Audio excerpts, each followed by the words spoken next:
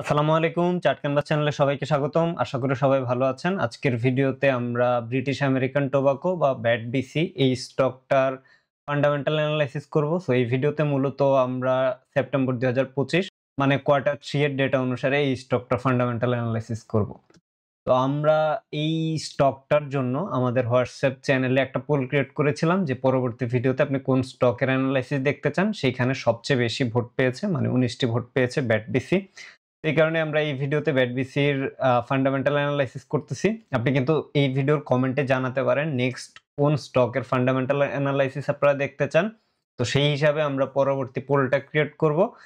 আর সেই পোলটা আপনি আমাদের হোয়াটসঅ্যাপ চ্যানেলে পাবেন। এই ভিডিওর ডেসক্রিপশনে কিন্তু হোয়াটসঅ্যাপ চ্যানেলের লিংক দেয়া থাকবে।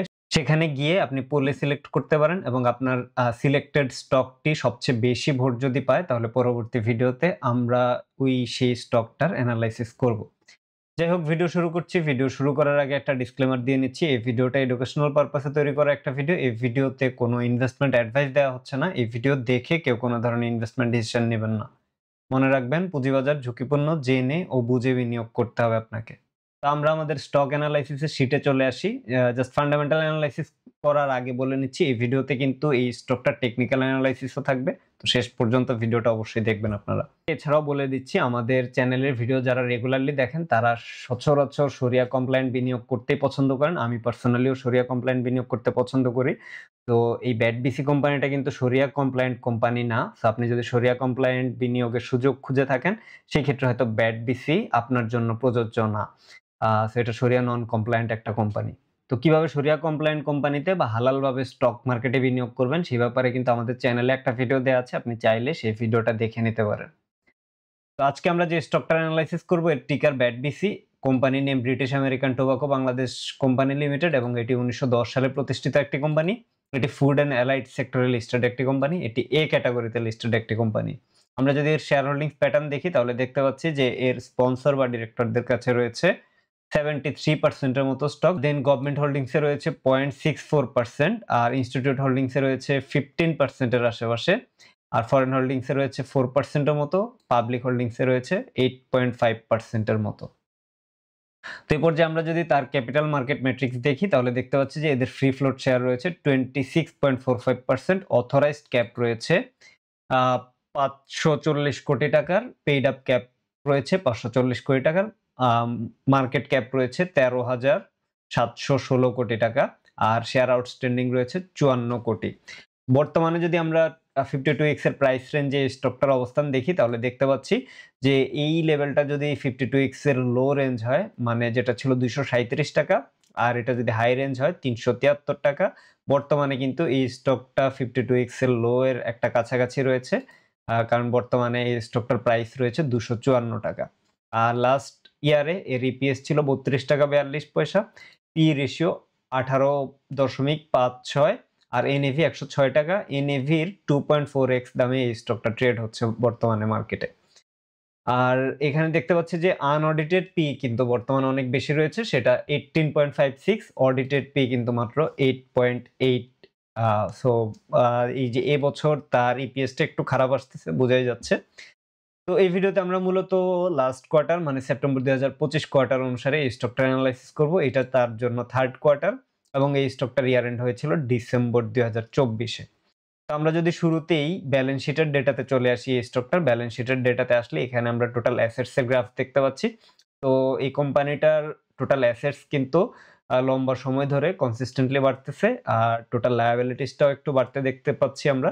টোটাল ইকুইটিটা গত বছরের তুলনায় এবছর কিন্তু কিছুটা কমেছে যদিও এখন সেপ্টেম্বর ২০২৫ সো ডিসেম্বর পর্যন্ত আসা নাগাদ হয়তোবা গত বছরের সমান, সমান থাকার একটা সম্ভাবনা রয়েছে।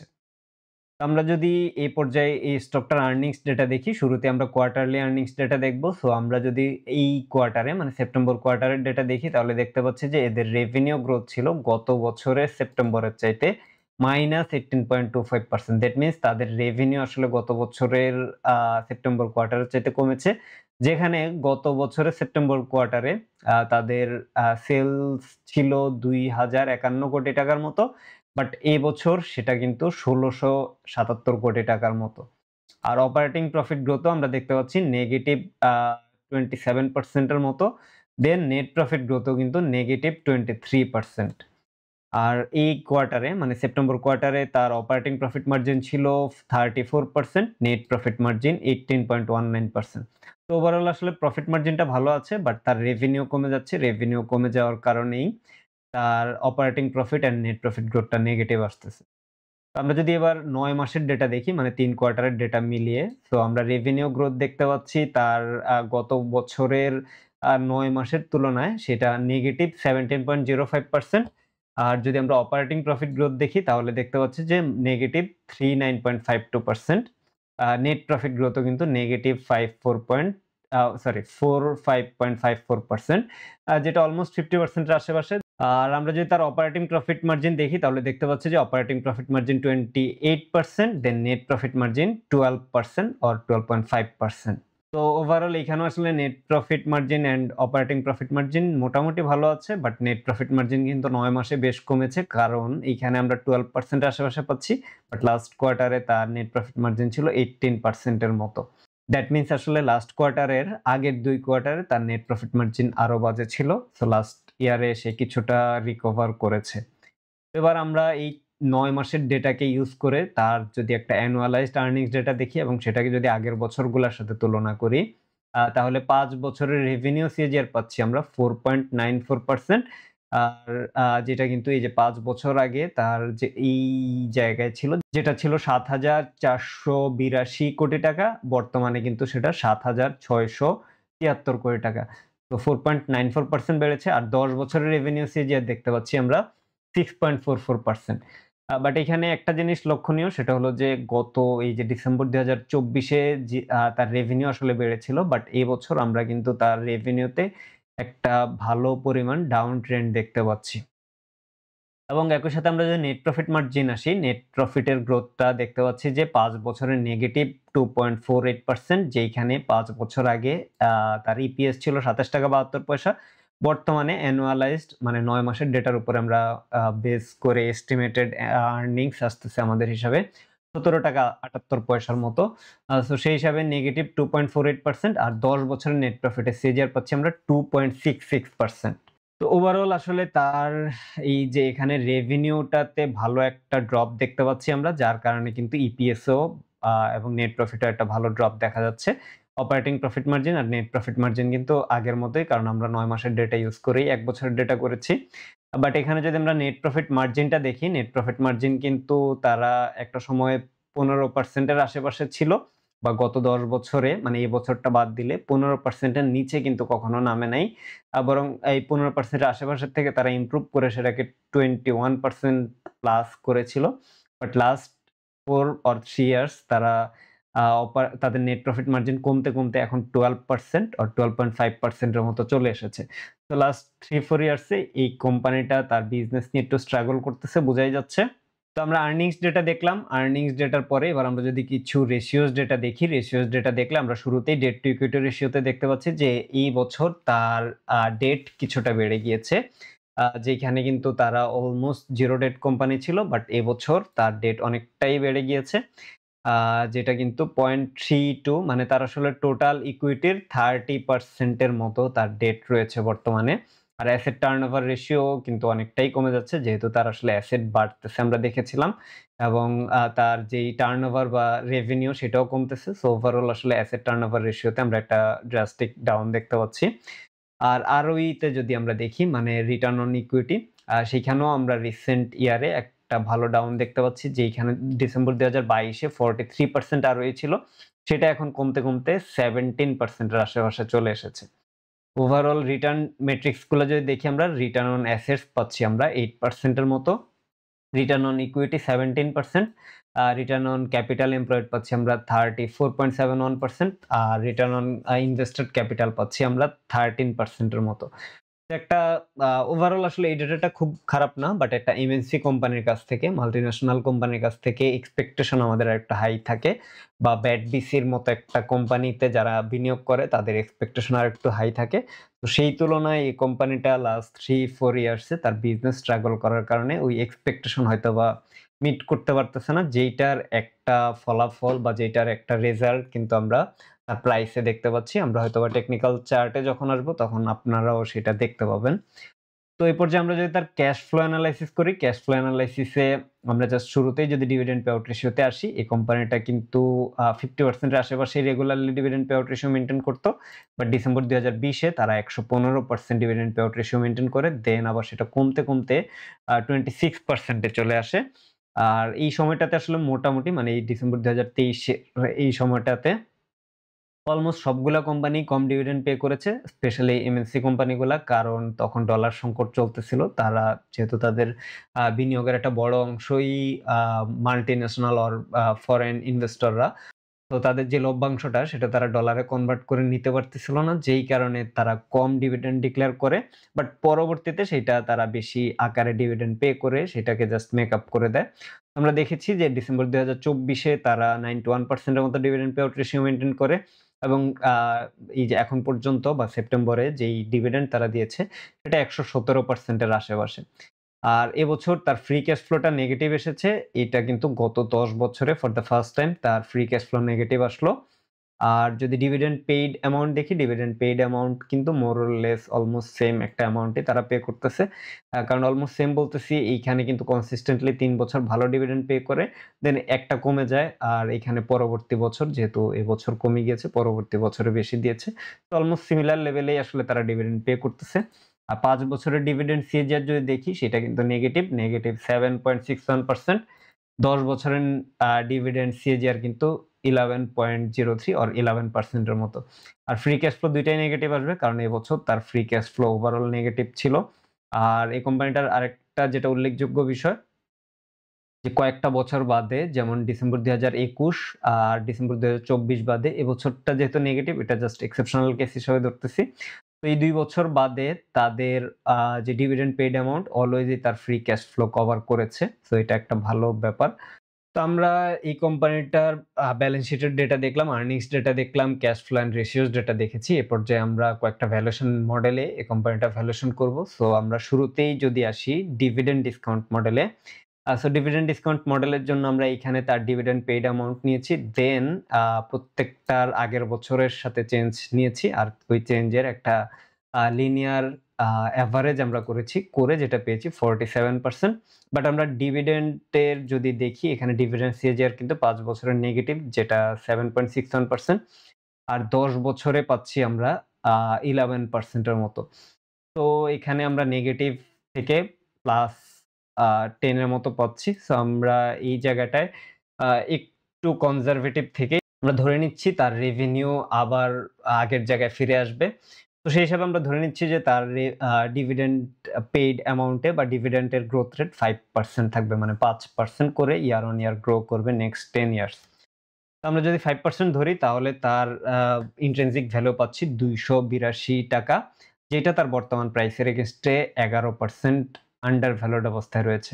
এখানে বলে রাখা ভালো আমরা ডিসকাউন্ট রেট ধরতেছি 10.82% যেটা বর্তমানে 20 ইয়ার্স ট্রেজারি বন্ডের ইল্ড। আর এই পর্যায়ে আমরা যদি ডিসিএফ মডেল বা ডিসকাউন্টেড ক্যাশ ফ্লো এনালাইসিস মডেলে তার ভ্যালুয়েশন করার ট্রাই করি। তো ডিসিএফ মডেলে আমরা দেখতে পাচ্ছি এবছর যেহেতু তার ফ্রি ক্যাশ ফ্লো নেগেটিভ ছিল, সো আমরা আসলে ডিসিএফ মডেলে তার ভ্যালুয়েশন করতে পারতেছি না। তাই আমরা এ পর্যায়ে রেসিডুয়াল ইনকাম মডেলে তার ভ্যালুয়েশন করব।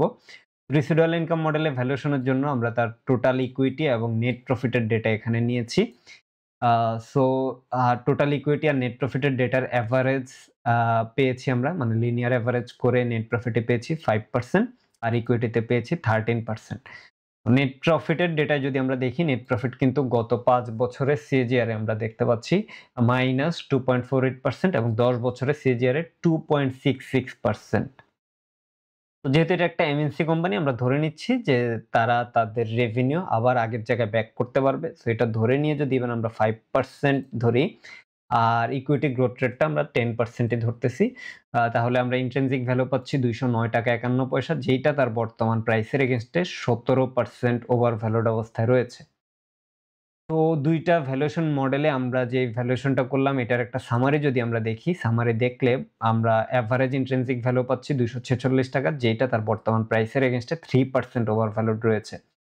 তো এখানে যদি কেউ একটু বাড়িয়ে ধরতে চান, যদিও আসলে খুব বেশি ধরার সুযোগ নাই, বাট 7% ও যদি আমরা ধরি, তাহলে এই স্টকটা কিন্তু 3% এর মতো আন্ডার ভ্যালুড অবস্থায় আসে ওভারঅল। তো আমরা ভ্যালুয়েশন করলাম। আজকে আমরা জাস্ট প্রো কনস আলাদা করে দেখব না। আমরা জাস্ট একটু সামারাইজ করি। আমরা দেখেছি অ্যাসেট আর টোটাল ইকুইটিতে ভালো একটা গ্রোথ দেখা গিয়েছে। এছাড়াও আর্নিংস এ কিন্তু আমরা ডিক্লাইনিং মোডে, স্পেশালি তার রেভিনিউকে কিন্তু আমরা ডিক্লাইনিং মোডে দেখতে পাচ্ছি। আর আরওই কমতেছে।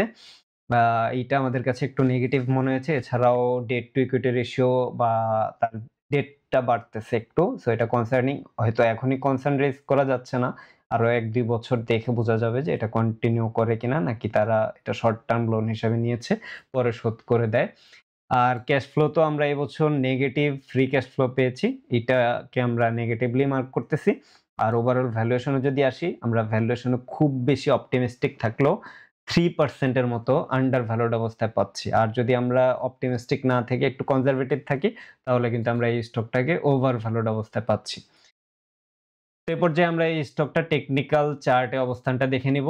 সো আমরা যদি এর চার্টটা দেখি, চার্ট দেখলে দেখতে পাচ্ছি যে লং টার্মে বা একটা লম্বা সময় ধরে এই স্টকটা কিন্তু ডাউন ট্রেন্ডে রয়েছে।